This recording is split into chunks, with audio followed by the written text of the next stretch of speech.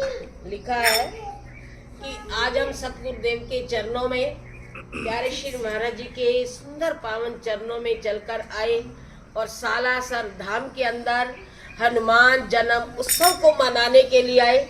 तो हनुमान जन्म उत्सव के मनाने की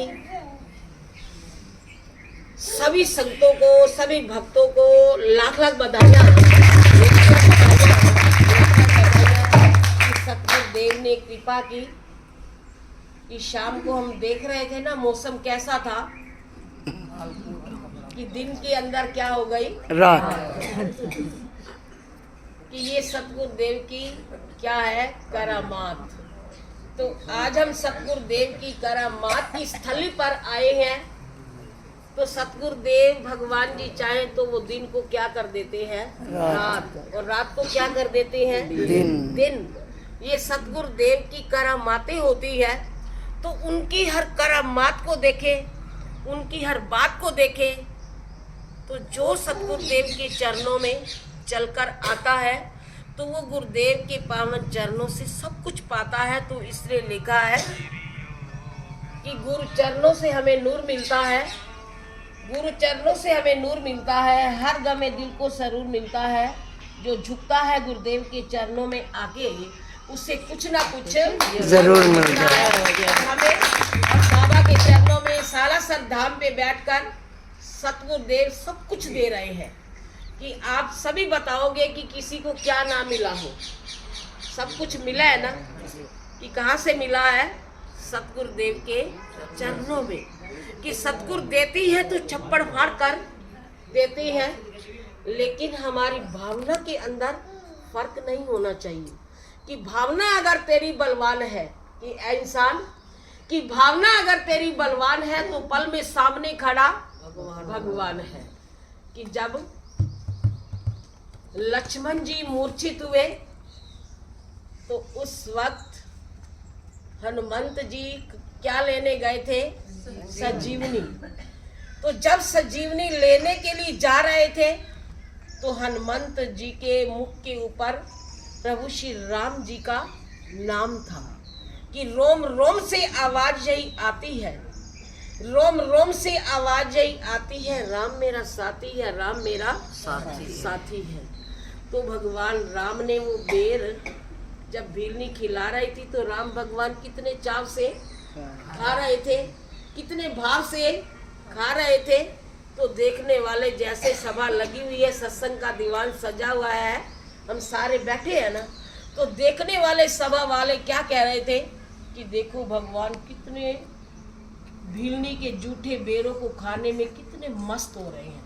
इन्हें पता ही नहीं कि जूठे खा रहे हैं, सच्चे खा रहे हैं, जूठे खा रहे हैं, कैसे खा रहे हैं। तो जब कहा गया भगवान राम से कि प्रभु कि आप ये क्या कर रहे हो, तो भगवान क्या कहने लगे कि तुमने सारा मजा, हमारा स्वाद, वो रस, वो आनंद सारा कहाँ कर दिया, गायब कर दिया।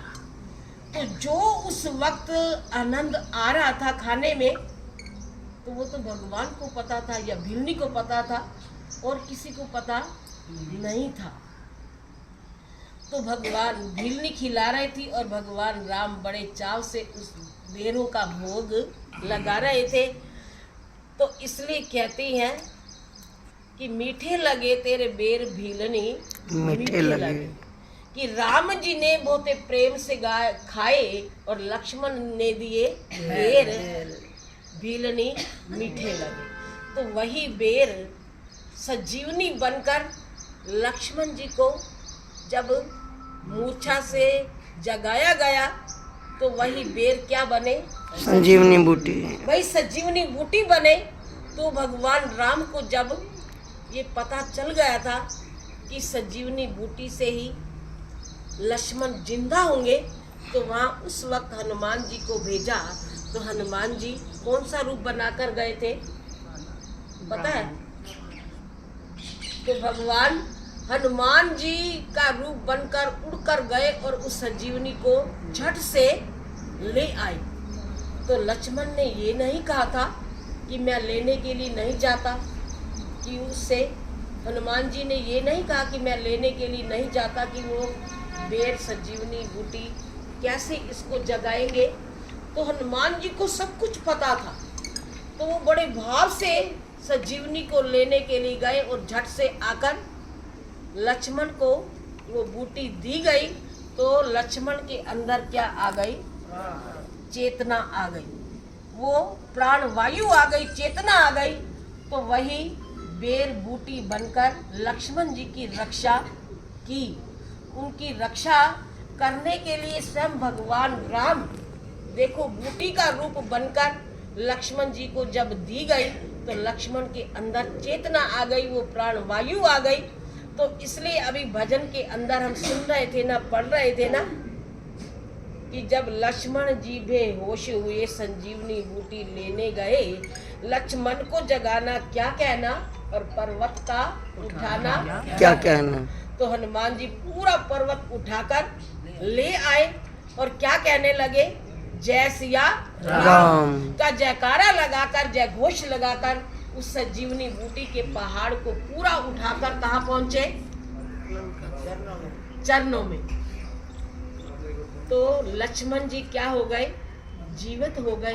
तो उन्होंने साक्षात प्रभु श्री राम जी के दर्शन और दीदार करके अपने जीवन को धन्य धन्य किया। तो इसलिए कहते हैं कि कौन कहता है भगवान का दीदार नहीं होता, कौन कहता है भगवान राम का दीदार नहीं होता। इंसान खुद ही तलबगार नहीं होता। जब भक्त बुलाता है अपनी आन पे तो उस समय मालिक से भी इनकार नहीं होता। तो भगवान को आना पड़ता है, चाहे जो भी रूप बनाना पड़े तो वो रूप बदल कर आते हैं, बनाते हैं और अपने भक्तों की क्या करते हैं, रक्षा। तो भक्तों की लक्ष्मण की रक्षा हुई या ना हुई, सबने उस वक्त साक्षात देखा।